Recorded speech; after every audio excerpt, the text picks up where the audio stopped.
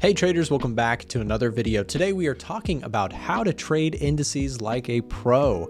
And I'm excited for this one because of course this is a topic that I personally love a lot. I trade indices all the time. Personally, it's one of my favorite things to trade, but there's some things that you need to know about before you jump wholeheartedly into trading the US indices specifically. Now, before we get too far in this video, let me just let you know about this video's sponsor, Vantage Markets. If you're somebody outside of the US and you're wondering how can I trade US indices, you can do so through what is called a CFD. And Vantage is one of the best in the business for offering CFDs to traders. And down below in the description, we'll come back to this later, but there's a great deposit bonus that is available for people outside of the US. You can find details with the link down below in the description. Now let's jump in.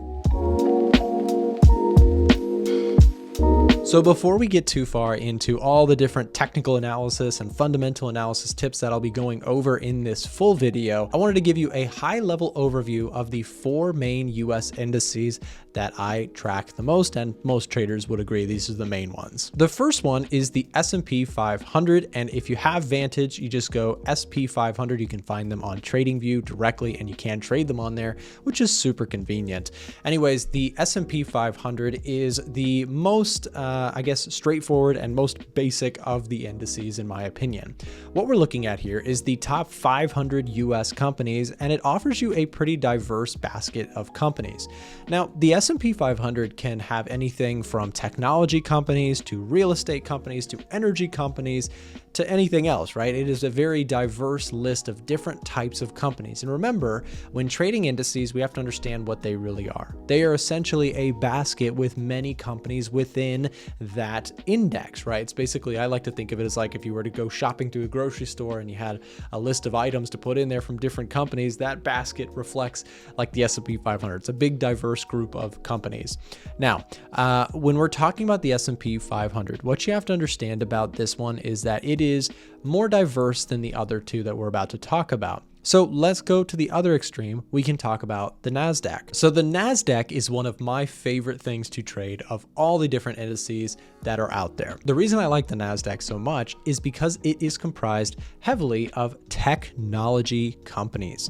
Now, technology is an exciting topic when it comes to markets because these types of companies typically have more growth, but also more risk. So you get what you want out of this one because, again, when you're talking about technology names, these things have the potential to massively grow their revenues, but they also require a lot of investment to continue to grow technology and to continue to advance that. So what you're going to find in the NASDAQ is companies like some of these ones. In here, you've got companies like Microsoft, Apple, Nvidia, Amazon, Meta, Broadcom, Tesla, and Alphabet, which is the holding company for Google. So you've got in this group a heavy focus on technology. In fact, you can see the weighting being around 34% technology. So, and when we add electronic technology, you can see it's just mostly technology companies. Now, there are some pros and cons to trading such a heavy tech related asset like the NASDAQ.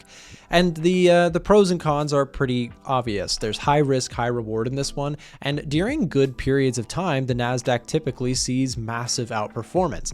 But there's a trade-off. If we take a look at 2022, when the Federal Reserve was hiking rates and people weren't sure how long that was going to go on, we can see that the drawdown got pretty steep on this one. Had you bought at the wrong time, the NASDAQ from peak to trough was a drawdown of near 38%. That's a significant drawdown, and I don't know about you, but watching your account go down by 38% doesn't sound very fun to me. Back to the S&P 500, by the way, just for reference, the S&P during that same period of time was down a peak of about 27.5%. Still a steep drawdown, but not nearly as much as the NASDAQ. This, again, we would point to the pro of the S&P 500 is very diversified and not so heavily concentrated in technology. The third index that we're going to talk about is the Dow Jones Industrial. And here is something that you need to know right off the bat. We'll start with one of the big pros of this one. The drawdown from peak to trough in this one was only 22.6%. Again, still a steep drawdown overall, but not nearly the near 38% that we saw in the NASDAQ. Now, what is the reason behind this? Well, the Dow Jones is just a much more concentrated on safe and steady companies. I'll show you some of them. So when we take a look at the concentration of this type of index, what we can see is that United Health, Microsoft, Goldman Sachs, we have a much more diverse list. And we can see that in the sector allocation. You can see finance makes up a big chunk of this, technology services, electronic technology, health technology, retail trade. What we can see here, and the point that you need to understand, is that this is not nearly as concentrated in the high risk area that is technology. Now, the last index we're going to talk about is the Russell. Now, the symbol here for Vantage is US 2000. So when you're using your Vantage account, you can just search up US 2000 and you'll be able to find this CFD. Now, here's the thing that you got to understand about the Russell. The Russell is the small cap index, and small cap is going to represent, smaller companies. And so when we're talking about smaller companies, there are some obvious right off the bat risks to rewards with this. When you're talking about smaller companies, they have more opportunity for growth, but they also have some headwinds because they're smaller. When you're a ginormous company and you have all the resources in the world to raise money or to throw money at a project, you have more resources on your side. But again, there may not be as much growth or upside in the future. Small cap companies have a unique ability to grow very, very quickly in an expansion period in the economy. And we'll talk about some fundamental components that we'll need in order to understand this. But what you need about the basic understanding of the Russell or the small cap index is you're looking for periods of high growth. This is the spot to be in because during these times you see massive jumps. One very easy reference we can talk about is, talking about the post-COVID era. Take a look at the growth that the Russell experienced, up 100% from April of 2020 to the peak here in March of 2021. That is a massive, near doubling in just a year, which is an impressive growth. But again, with that added growth potential, you also have higher risks because interest rate environments, you could see here's the Russell from peak to trough. We had a really nasty drawdown of 33.25%. And this index is not even very concentrated in technology. In fact, it has a lot of finance companies. It's just that these companies are smaller. And so when you get a smaller based index, they're more susceptible to borrowing costs, interest rates, inflation, the economy, etc. So now that we've covered the basics of the 4 main indices that we're going to talk about today, we need to talk about some technical tips. And here's the thing that I would say when you start looking at indices from a technical analysis perspective, they have a very unique characteristic. Typically, indices rise gradually and they fall quickly. They rise gradually, they fall quickly. And over the long period of time, they typically move higher. Now, this could be very long term. It could take 10 years for a market to recover back to its previous all-time high. But generally speaking, companies grow, populations of the world grow, GDPs grow. This leads to company growth. And so they typically do rise over time. But you also have to accept that if you're going to be trading indices, watch out for these periods of time where you get steep drops. And if you're short or able to take your position off before these moves, that can be very, very key to performing well overall when trading the indices. From a technical perspective, what I find to be very useful on the long or short side is simple moving averages. I know this sounds really, really simple, but if we take a look at this moving average here and we just change this really quick to a 20 period, for example, we're looking at the daily chart. I find this to be a very useful indicator. What you'll notice is that typically the market here is respecting moving averages for the most part. And typically when you see these trends develop, they can last for a very long time. Now, when that pattern breaks down, you can see like right here, you can see some really nasty and steep drops like we saw in 2022.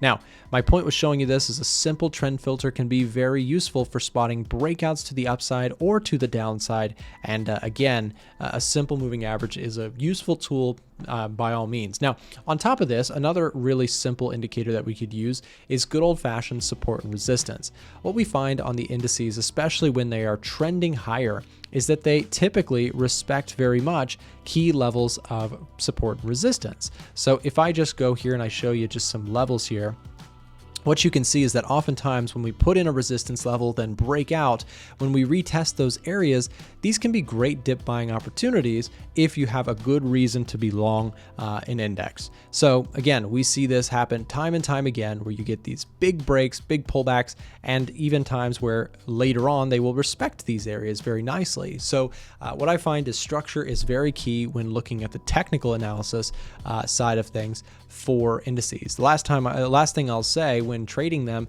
is that oftentimes a breakout of the all-time high causes people to get really nervous. But if you actually look at the studies, historically a breakout of the all-time high after a period of drawdown, it's usually a very bullish signal. And so generally speaking, I like to try and time the tops, but if I'm going to be bearish on the indices, wait for that move to start and kind of follow along with the trend, whether it be up or down. Next up, I wanted to talk about some of the key economic and fundamental components that index traders should be aware of. We'll start with GDP growth. GDP growth is a relatively simple metric. It shows, well, the calculation is not simple, but the output or the understanding of what this represents is pretty simple. This is the growth of the US economy. If the US economy is growing at a rapid pace, that's generally going to be positive for stocks. And if the GDP is declining, that's going to be bearish. So what we've done here, as you can see, the yellow line is the forecasted value for the GDP number. And then the column is either blue or red based on whether or not it beat or missed on those numbers. So when we see beats and we see the economy is humming really good, that's typically a positive sign for stocks, and vice versa when it underperforms the expectations. Another key area of economic health is to keep an eye on the jobs numbers that come out monthly from the United States, specifically the non-farm payroll or the NFP event. Now, what this shows us is jobs growth over time. If the economy is seeing lots of jobs added, that's usually a good sign that people are employed, the consumer is healthy, spending will continue, and company earnings will likely be a good result, right? Strong earnings for stocks, great for the stock market. Poor earnings, not so great for stocks. And we can trace that back oftentimes in large part to whether or not people are employed or if people are losing jobs. This is a really key economic indicator for trading indices if you're going to keep a fundamental perspective in line. Another thing you'll want to keep in mind if you're going to be trading indices is watching key company earnings and how they perform. Recently, some examples would be Microsoft and Apple and Google. When they report their earnings, these are big companies that really drive the sentiment of the stock market. If things are going well, these indices will likely continue to push up, and if things are going poorly, the indices can quickly drop, whether that be the S&P, the NASDAQ, the Dow, etc. Remember that different indices trade with more or less volatility and are reactive to different fundamental things in different ways. So for example, if the interest rates that are expected from the Federal Reserve are likely to go up higher, smaller cap companies are going to struggle more so in that environment. Remember, if the Fed is raising rates or keeping rates higher, what that tells you is that borrowing costs are going to be a tricky problem for traders because, again, people are going to say, well, small cap companies, we could go back to US 2000 for a second. We can say that when interest rates are expected to be higher for longer periods of time, it can really negatively impact the Russell or the US small cap index. So again, what we can see here is this was a period of time where inflation was problematic, it was high, and so the Fed looked like they were going to keep rates for higher for longer, and that is again a problematic thing for companies that are more sensitive. Same thing with technology. Technology is also sensitive to rates and whether or not they are higher or lower. Remember, this is rates. When I'm talking about that, I'm talking about the Fed funds rate, the borrowing cost of money essentially. If that's higher or lower, it has different impact on different areas of the stock market. I hope this was helpful to you. If it was, make sure to check out our sponsor of today's video, Vantage Markets. Again, remember I mentioned at the beginning of the video, they have a deposit bonus available for people outside of the US. All of the details for that can be found down below in the description. So please consider checking out Vantage if you enjoyed this video. Again, brought to you guys and sponsored by Vantage. So big shout out and thank you to them. Thanks guys for watching. If you're looking to improve as a trader, we've got some cool free resources here that I wanted to share as we close today's video. Down below in the description, there is a link to join our Discord channel or our Telegram channel.